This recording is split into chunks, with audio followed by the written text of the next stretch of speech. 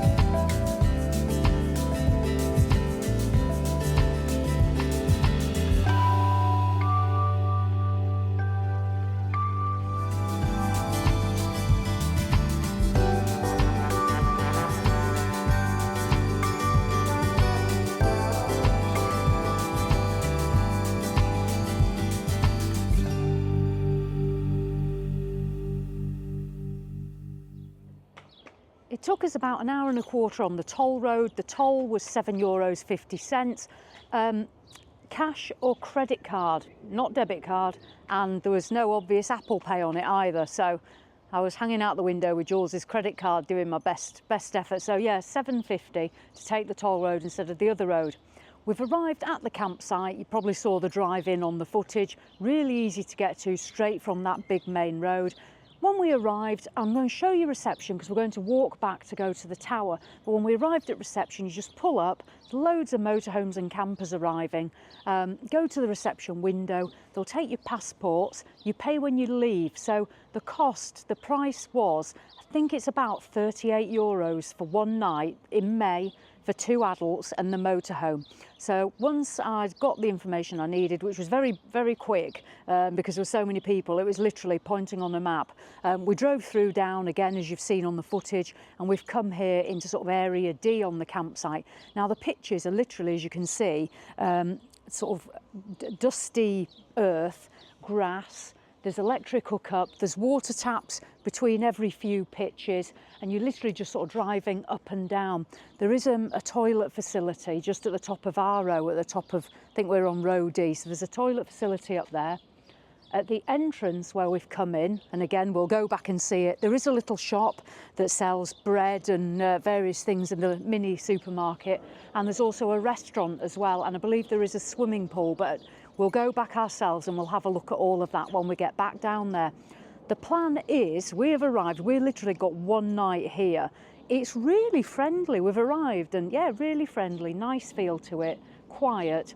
So we're going to get our bits together and we're going to walk out through the site, we'll have a look at that, and then we're going straight to the Tower of Pisa and walking there, and hopefully you can do that with us and see whether this is somewhere you'd want to stop if you were doing the tower as well. So let's get our bits and pieces together and then exit the site, having a look as we go, and then get to the tower. I did get a glimpse of it as we drove in on the road, and I was like a small 5-year-old. I don't know if you do it, but when you see the sea, you shout, "I can see the sea." It's probably a northern thing, I don't know. But I saw the tower and shouted, "I can see the tower," and got quite excited. So I'm really looking forward to that. Come on then, let's get cracked on. Right, so at Camping Torre Pendente, we have literally, from our pitch, we've just meandered back up the road here. And as we've come up here, there is a motorhome service point. It is quite small. You'd be best obviously probably reversing into it, but it's quite a small space, but it's there. And then there's a little laundry on site as well. And then you then come back up to the reception area. So this over here is where we drove in when we've come in, and we've parked like this motorhome is now. And on the left as you come in here, this is the reception here. So this was the window. I've parked and then I've come to this window to check in. When you check out and pay, you check at the other window, and there's certain times that that's open. Now, there is a swimming pool, and that's just here, sort of behind reception. So we'll just have a quick look at that before we nosy on. I think the entrance, if you just want to poke our heads over here, look. So you can see it through here. The entrance is round the corner, but there is a small pool and a bar there as well. So if you just want to chill out a bit and you're staying a bit longer than we are, then you've got the facilities. So that looks really nice. There's a little slide. Jules will be on that. The mini market that I mentioned's over there. I don't know the times because I've just got here, but I'll be finding out because I'll probably want some breakfast myself in the morning. And then there's also a restaurant. So the restaurant opens at 7 p.m. and that's just here as well at the entrance. So pizza place. I think we will be eating there tonight, but we'll wait and see. So what we're going to do now is we're going to venture out onto the road, and we are going to turn left. And we're going to walk down to the Tower of Pisa. I'll give you some directions as we go, because I've had a look on my map, so I'm going to be following this. But from the entrance, we are literally going to head down this road almost all the way, and then it's a right-hand turn, and I'll show you that when we get there. So come on, let's head off down to the Tower of Pisa. So we started left on that road, we literally followed it along, we went under the underpass. I think you can go over or under. We went under, and we've ended up right here on this roundabout. At this roundabout, we literally want to go down this road here to the right. You're going to go down that road, walk down there for a couple of minutes, and to the left will be the entrance into where the Tower of Pisa is. Now, it is a public area, it's free to enter into that area, but if you want to go up the tower, you do have to pay and get a ticket. But we'll talk about that there. So let's head off down to the tower. Come on. So as you walk down that second road where I pointed, you then see on the left all these little stalls, and you'll see the wall surrounding it. So this wall goes all the way around. You want to be coming down and coming in through this archway that's behind me. And as I say, this is a public area, so this is free to enter. We're going to go in here. You can walk down there and see whatever you'd like to see. We'll go see it. There are in the square lots of little stalls. You can see them dotted around, selling obviously knickknacks and souvenirs that you can buy and take home. There's also a couple of little food stalls. There's ice cream stalls, and to be fair, they're not too badly priced. So what we'll do is we'll venture into the main part and start looking at the tower that's just in there. So come on, let's venture in through this gap.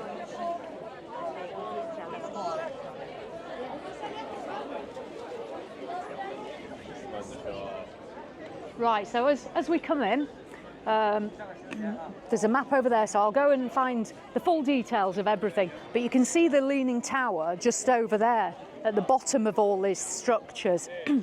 The reason it leans is because it's subsided. It's a bit like our local councils at home. They just build on land that probably wasn't suitable, and that's unfortunately what happened here. So we have here the baptistery. That's what this cylindrical dome building is here. Then we have the cathedral next to it that we can see. That is stunning. Then we have the tower, and it also looks like there's a an opera museum. So there's a few different bits. So have a look at the map when you come in and you understand where everything is. But yeah, let's make our way down and have a look at some of these other bits then and get a bit closer. So we're at the side of the cathedral now, and the tower's obviously here. We're going to keep walking around to get a different angle. It's quite busy here, but it's nice. Everyone's having a good time. It's not overly busy. People have paid, they are up at the top of the tower. You can see people up there. So if you want to do that, you're best to book online. You choose which day you want to come, because they only have a certain number of tickets. I think the tower ticket does get you into the tower and the cathedral combined. I'll put a link down below. Check it all out if you do want to do that. But if you just want to walk around and take pictures like you're holding up the tower, which I've been doing, then that's free. So let's carry on venturing around. I don't know, Jules made a good point actually. Jules actually said he wondered how many degrees the tower was leaning. And I don't know, to be honest, but yeah, it's got quite a lean on it. Really impressive. I wouldn't want to be on it if it fell down, that's for sure. But yeah, so there we go. That's the tower, and then we're sort of making our way around the back of the cathedral. There's also a little statue down there. So let's carry on down this way and see what's down here.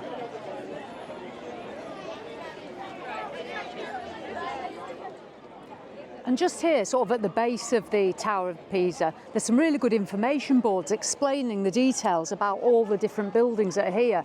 And they are written in English as well. So if you're a European or British traveller, you can obviously discover a little bit more about it. So this could be a good place to do some actual proper research. I'll just have a read of the boards myself now. But we are literally, yeah, at the base of the tower now.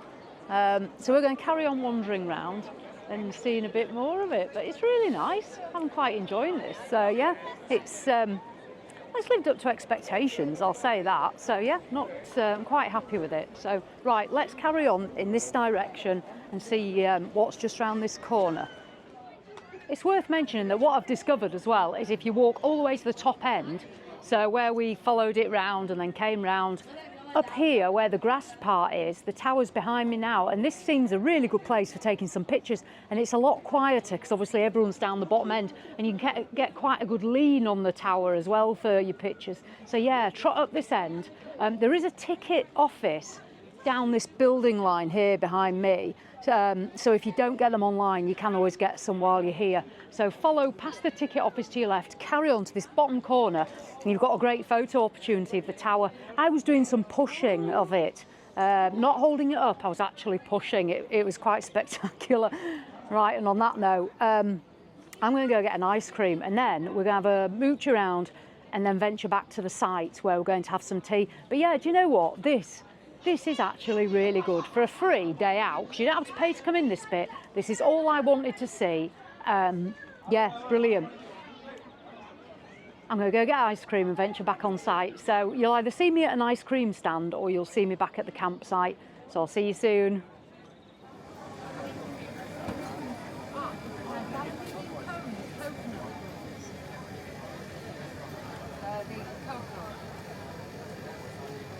Yes.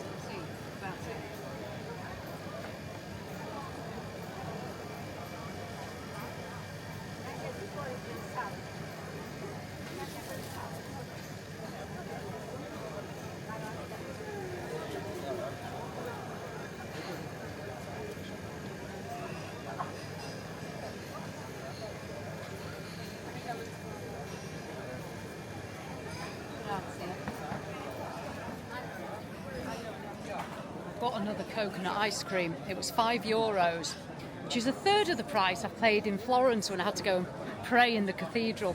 Right, I'm going to eat my coconut ice cream and wander back to site. So come on. There we go. Those are the goods. I can't help myself. I can't walk past ice cream without buying one. Come on, let's enjoy it.